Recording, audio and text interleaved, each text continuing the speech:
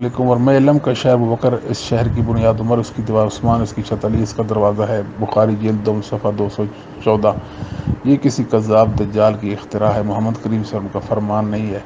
یہ پوسٹ کئی سالوں سے اڑتی پھرتی ہے، تو بخاری کے حوالے سے ان لانتیوں کو، ظالموں کو، فرعونوں کو یہ نہیں پتہ ایک دن یوم حساب بھی آنے والا ہے۔ اللہ تعالیٰ ہماری ایک ایک بات کا حساب لے لے گا، ایک ایک کام کا حساب لے جائے گا۔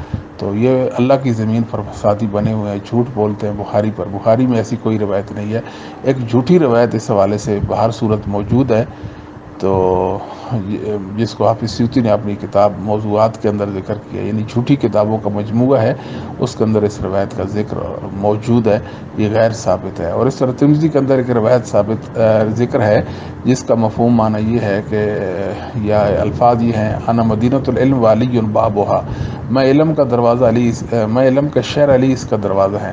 بعض بدتی بھی ابشیوں کے ہم نوا بن گئے، روافظ کے، وہ بھی کہتے ہیں باب العلم، اپنی کانفرنسوں اور اپنے پروگراموں کا نام بھی باب العلم رکھ دیتے ہیں، اور لوگوں کو دعوت دے کر سے علی کی فضیلت اور آپ کی منقبت بیان کرتے ہیں۔ چلے یہ کام تو اچھا ہے، منقبت بیان کریں، لیکن باب العلم کس بنیاد پر؟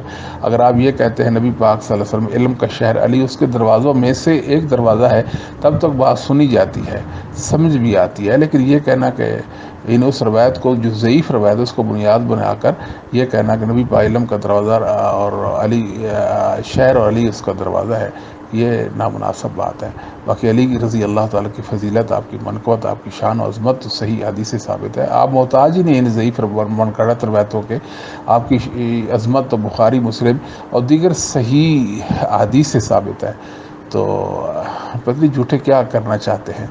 جو علی کی صحیح عظمت صحیح حدیث سے ثابت ہے اس کو تو اشکارا کریں نا، لوگوں کے سامنے بیان کریں، وہ تو کرتے نہیں ہیں، اور جھوٹی اور ضعیف روایات کی بنیاد پر شور مچا رہے ہیں۔ ہم حیران ہیں کہ یہ کیا چاہتے ہیں، ان کے مقاصد کیا ہے؟ واللہ عالم بالصواب، ان کے پاس وقت زیادہ ہے اس لیے شاید ایسا کرتا ہے، یا کوئی فساد کا ارادہ ہے، اللہ کی زمین پر فساد پھیلائیں، ضعیف روایات کو عام کریں۔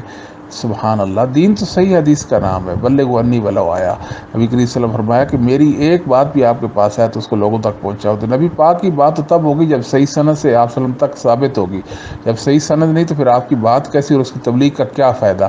فائدہ تو تب ہے جب صحیح حدیث کو عام کریں گے، صحیح سندوں کے ساتھ ثابت اقوال کو عام کریں گے، تب فائدہ ہوگا۔ بات سمجھیے گا۔ السلام علیکم ورحمۃ اللہ وبرکاتہ۔